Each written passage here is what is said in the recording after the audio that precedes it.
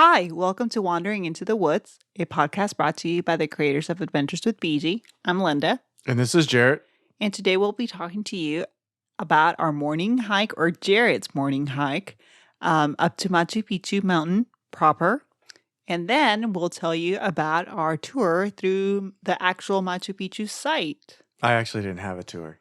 Right, I did, and Yeah. we can talk about that and Okay. compare it to our 2012 tour. So if we make references to that Jared and I had the chance and privilege to visit a few years beforehand. And so we'll make some comments referencing that. But Jared did join me at the end of the Machu Picchu tour in 2019. So he'll be able to chime in as well. So Jarrett will tell us about his experience actually climbing the mountain Machu Picchu that day. I had the option as well, and Jarrett had been gracious enough to buy me a ticket, and we had reserved the ticket. Unfortunately, I couldn't give my ticket to anybody else because, as we mentioned earlier, those are ascribed by according to your name. You probably could have. Well, that's what we were told. Remember, we had asked I the know. night before. And so, but I gotta admit, I know what my limits are, and I knew by Friday when we arrived in Aguascalientes that I was not up for another trail. I was up for visiting Machu Picchu, but I was not up for hiking another mountain. So now I will interview Jarrett about telling us what it was actually like to climb Machu Picchu, the mountain. Machu Picchu in what we understand Inca to mean is old mountain, as opposed to Huayna Picchu, which is another mountain that's right across, and that means... Well, it's attached. Well, yeah, but it means new mountain, right? New peak, I think. Okay. But you climbed Machu Picchu. Yes. Okay, so can you tell us what that was like? Well, to start with, I was the first one to go as a tour guide, so it was just me and him hanging out all morning, getting on the bus, because that's, one of the easiest way to get up to Machu Picchu. They have a pretty robust bus system. So this was Roger, right? Yes. And what time in the morning? I don't know. I think my entry was like at 8 or 9, and y'all's was at like 10? It was a little bit later. And so we got up like at 6 or whatever and stood in the line forever. 6 or 7. Yeah. Because the earlier you go, the longer the line is with everyone lining up and waiting. Interesting. Yeah, so Okay. we were probably like half a mile away from the bus stop when we started, and it was like an hour before our time. I do remember us doing the line for the 10 o'clock, and it was long, but I don't remember it taking that long. So the earlier you are, the more people that are there. I don't know if it's because of lighting or they want to get out of the way and spend the most time there, but, the earlier you go, the longer the line and the more people that are up there. Because Machu Picchu is limited to like 3,000 people a day. Right. So I may need to fact check that, but there's a limit on how many people can actually go see, and most of them are in the morning. There is a limit on traffic, Yeah. Regardless, and that's just an effort of the Peruvian government to maintain the site because I don't know if anybody remembers, but a couple of years ago, there had been a big study on Machu Picchu, and basically the way it had been going is that if the Peruvian government didn't take some drastic measures of limiting attendance, etc., the site was due to suffer severe destruction and disintegration within just a little bit of time. So when we visited in 2019, as Jarrett mentioned, it is the visits there are severely restricted. It doesn't feel like it when you're there, but... I disagree, but we'll talk about that later. Tell us about your hike. And then every year they close for a couple of months too. Oh my God. What? I wasn't aware of that. Yeah, so I think every year they close for a couple of months to do maintenance and repair stuff. That explains, because I had been wondering when we visited, like, how did they manage to keep it? Because when I had read that study a couple of years ago, they had said, like, people won't be able to visit in a couple of years, and then we're still being able to visit. So at least sometimes, or at least before, they've had a couple of months a year where they actually close it down. But going back to my story, so we stood, just me and the tour guide, hanging out for an hour to 2 hours. Mm-hmm. We hung out, waited for the bus, got on the bus, he took me up. I got like 5 minutes of tour about Machu Picchu, which I wasn't like really upset about. Mm-hmm. Because I'd been there before. And about the mountain or the place, the no, palace? About getting a tour about Machu Picchu city. Okay. The Lost City, as it's known. I think of it more as a palace, but we'll talk about it later. Okay. Anyways, isn't that what they call it, the Lost City? I think they call a lot of ancient cities the Lost Cities. Yeah, maybe. But so I got like 5 minutes of tour. Out of the 2 different peaks that you can hike, Old Peak and Machu Picchu. Old Peak or Machu Picchu Peak or mountain, however you want to refer to it, is first. So it's pretty close to the entrance gate. Right. So I got like 5 to 10 minutes of tour. Just a brief overview. You know, like I said, I wasn't upset. Had it been my first time to Machu Picchu, you know, I definitely would have wanted more. Right. But, you know, having had a good guide and like history lesson of it before, it wasn't a big deal to me. That's a very good point to make, because Yeah. if other tourists have, it is their first time, your tour guide makes a tremendous difference. Yeah. And that might have been your experience because you were the only one doing Machu Picchu that day. I have read for Llama Path on TripAdvisor that there are other tour guides that are amazing on the day of. Yeah. And give like detailed descriptions. And so maybe you're just cut short because one, we had already told our tour guide that we had been there already. Yeah. So he knew that. And so you got the 5-minute spiel and then. Yeah, not saying it was bad, but, you know, I was there to do the mountain. Well, and that the only was reason my I goal bring for this, that day. the only reason I bring it up is because some group mates had a complaint about that. And so, yeah. So then he dropped me off. All I think I did was sign my name in a book, like a registry. And I think it was mostly to make sure that they could find me at the end of the day and cross me out to make sure I didn't get lost on the mountain. So I don't think there was any like showing of ticket or anything like that. And so Machu Picchu Peak or Machu Picchu Montaña, whatever you want to call it, it's about 3,000 steps. That's really what it is it's just steps. You go up. It's about 2 kilometers. Wait. When you say steps, are they like proper Inca steps, like where you see stone, or is it like a mountain, like your regular terrain? So it's stone. So in purposely laid out stone. Yeah, but it's not like uniform or anything. So So there's a path built and there's steps, but it's not uniform and it's not necessarily like level or even because it's a mountain. And so you go up 2 kilometers or about 1.2 miles. I'm sorry to interrupt. It's just you're driving my imagination as I'm going, because obviously I didn't join you that day.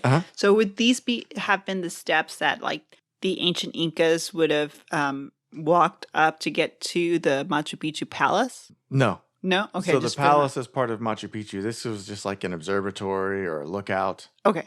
And then going back to my data, so 1.2 miles or 2 kilometers, and it's about 300 meters or, you know, a quarter of a mile elevation gain. I think that's too little from what I read on the internet. I think it's more than that because 3,000 steps is quite a bit, just under. I'm not going to question you. You're the more mathematical brain between us. So at least 300 feet you go up over 1.2 miles. And then it normally takes people about 3 hours round trip. I think they only let people in twice to make sure that everyone's down by lunch or 1.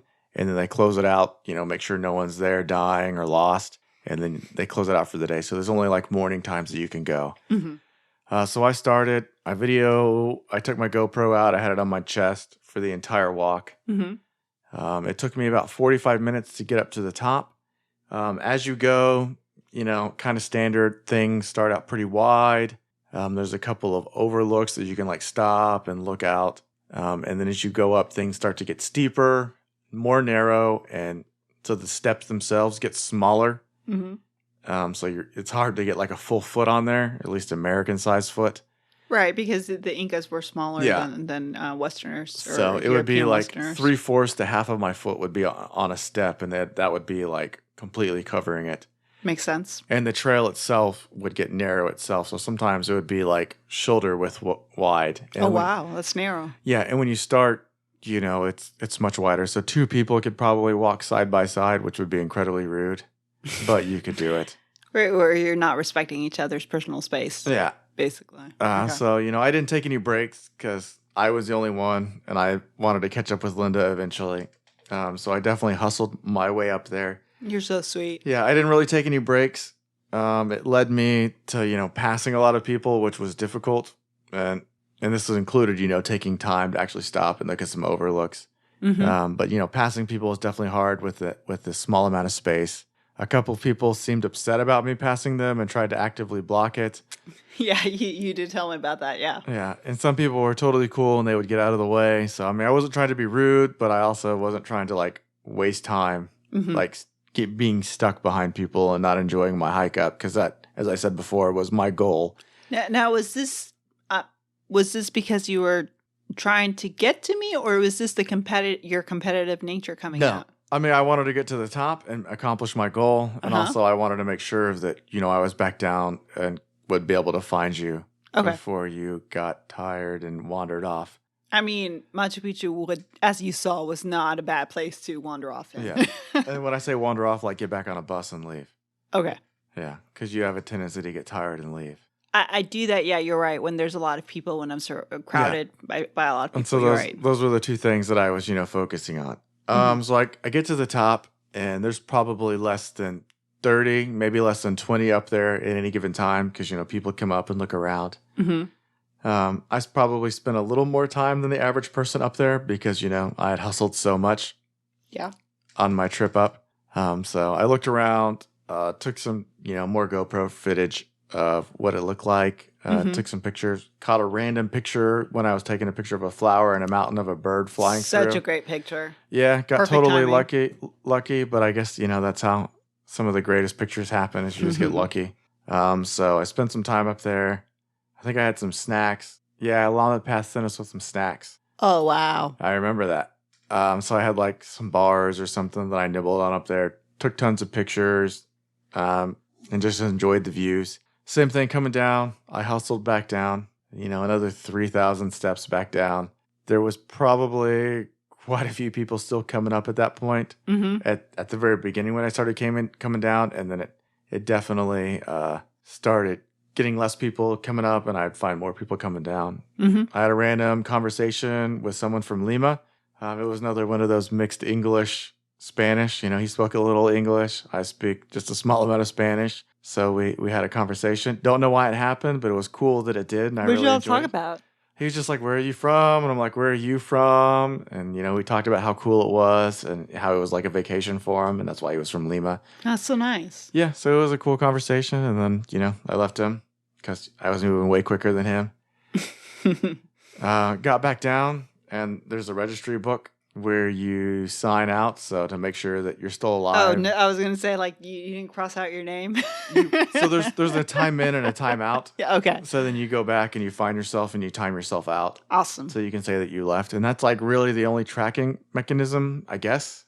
As far as I remember. It's a very common mechanism. And the only reason I'm telling you this is because there's a whole episode on the podcast Spooked about it. Okay. And so, yeah, they do mention it, or maybe it was radio. I think it was Radio Rental, where they talk about it. But yeah, it's a very common mechanism in these mountains, or any mountains out there, to track when you leave and when you come back. It is, and as far as I didn't do anything but ever sign in that. So maybe our tour guide Roger showed him my ticket or something, but I don't think that happened.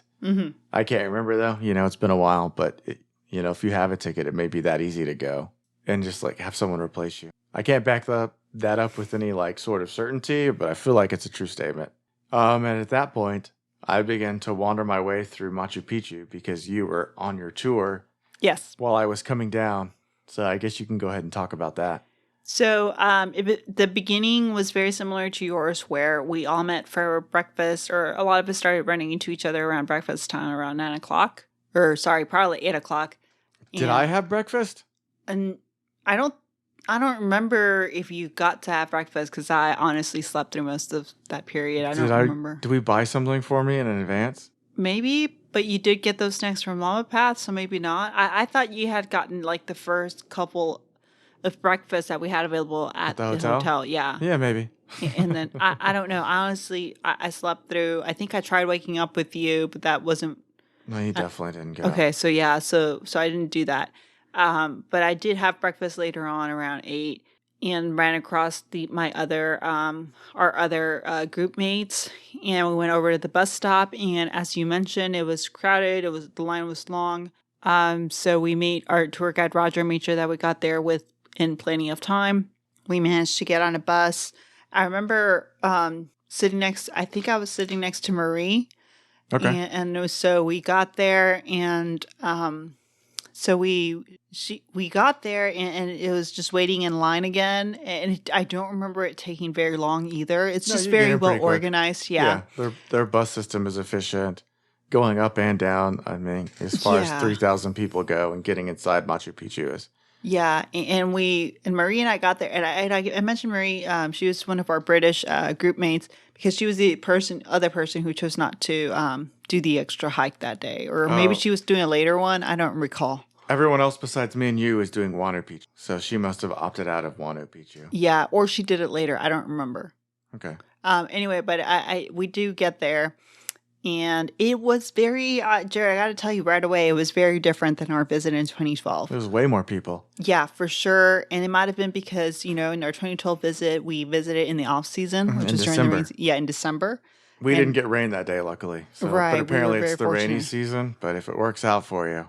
But it's, yeah, so we visited so this past visit was with Marie was in June 2019.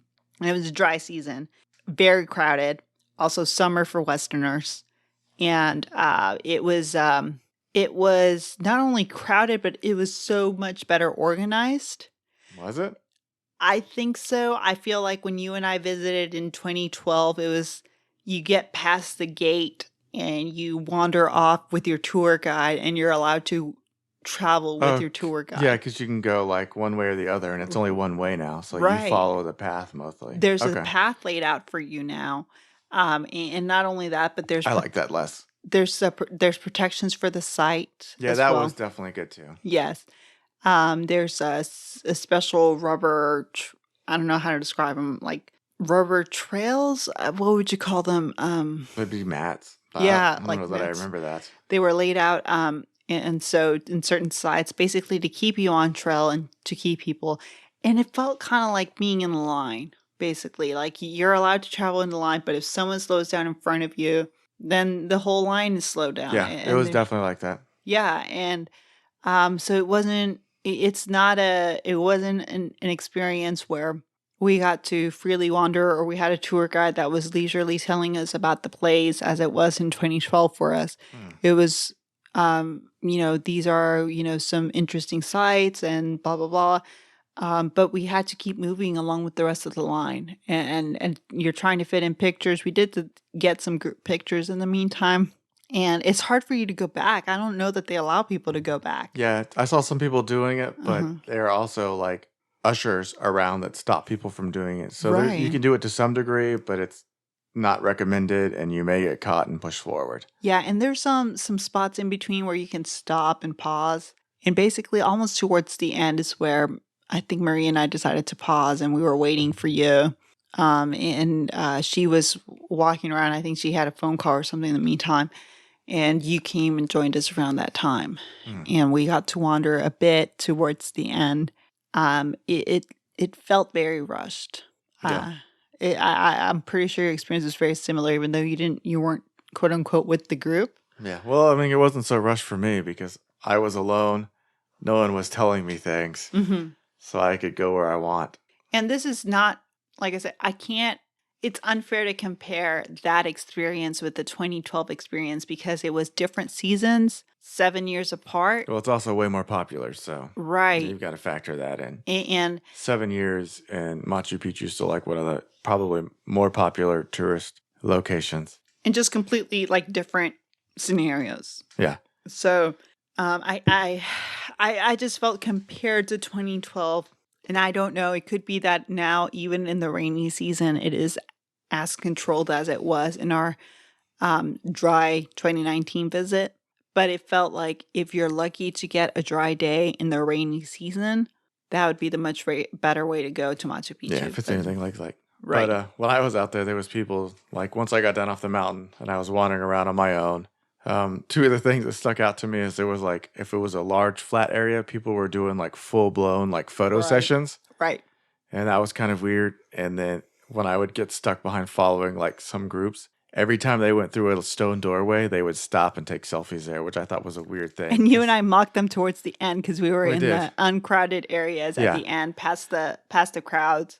There are some sites to the side. There are. So once you get into like, there are areas that take you between kind of like the tourist locations, but it's all like stone structures. So there are multiple walkways within it. So you can actually get off the beaten path to some degree and kind of look at old buildings. It's not like they have roofs or anything to some degree, but they have stone walls still. So you can get out and wander through doorways and stone walls. Do you want to explain to our listeners why there's no roofs? I guess they were wood and vegetation. They used to be straw. Yeah, so all wood and vegetation, so they just wouldn't last that long. So they would be fake if they put new ones up there. Right. So it's not that the Incas didn't build any roofs. It used to be straw that they used to use as roofs, and it reminded me kind of our visit then to Stonehenge, and because those sites that we visited, the homes there, the populations there had also done the same thing with the grass roofs. Yeah. So it's very, looking back, I'm like, oh, that's very interesting that we, as humans, had been doing this for a while. And kind of on that, when I was Googling and researching for this episode, I found that Jarrett and I actually missed our chance in 2019 to visit the Cusco Museum.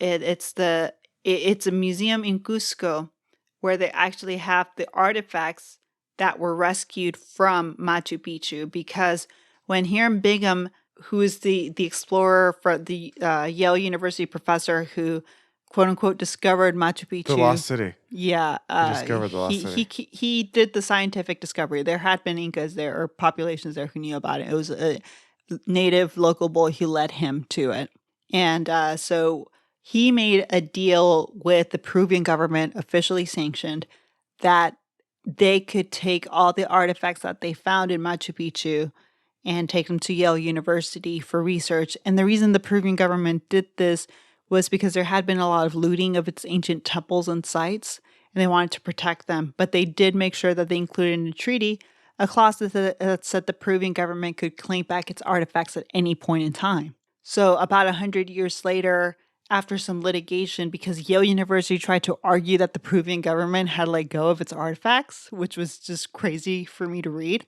So it took some litigation from the Peruvian government to get its artifacts back.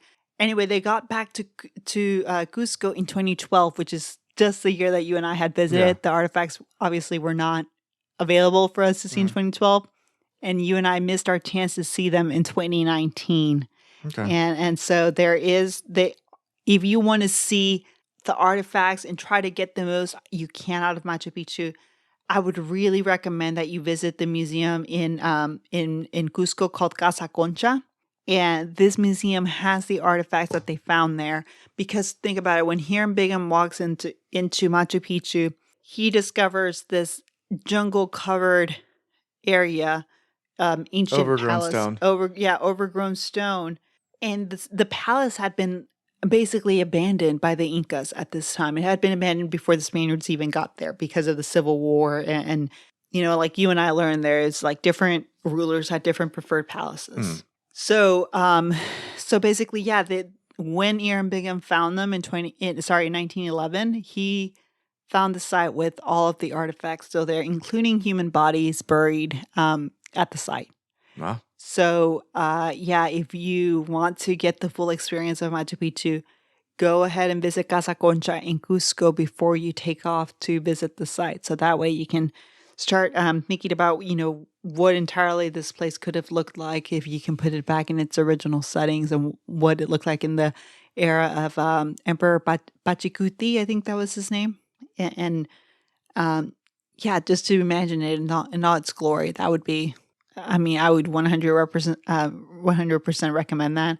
In fact, I was just telling Jarrett about it, and we're like, well, I guess we got to go back. Yep. So, but anyway, bringing it back to Machu Picchu and going through the tour, we're doing our best to imagine what it looked like, and we're almost nearing the end of the tour. We, Jarrett, please help me out here. Do we exit the gates? Yes. Okay, so we exited the gates. And there's a restroom. Okay, there's restrooms.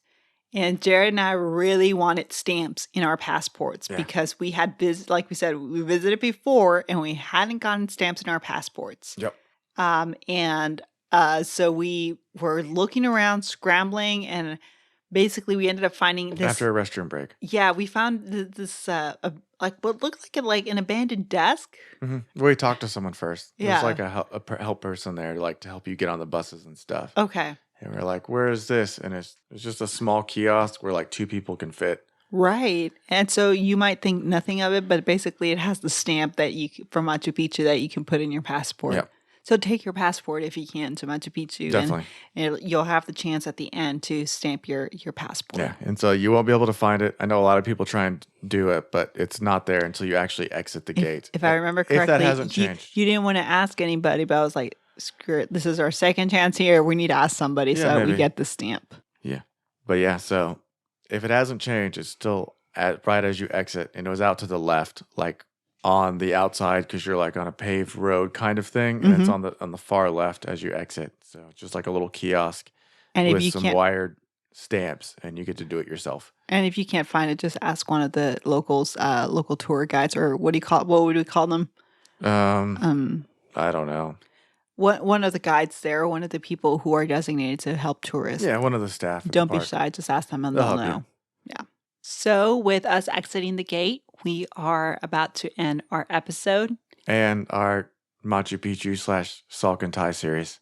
Yes. And with that, I mean, we did eventually pretty much close out our Peru adventures for 2019. We might come back and give you a bonus episodes pretty soon regarding Ollantaytambo. But in the meantime, we will say goodbye to Peru. And if you would like to see some pictures from our adventure in Peru or any of our other adventures, follow Adventures with BG on Instagram and Facebook. You can also visit adventureswithbg.com. If you like this podcast, don't forget to subscribe or follow it in your favorite podcasting app. If you're listening on Apple, if you could go ahead and give us a 5-star review, it's a big help to us and helping other people find us. That's all for today. So make sure you have fun, stay hydrated, and stay safe as you wander into the woods.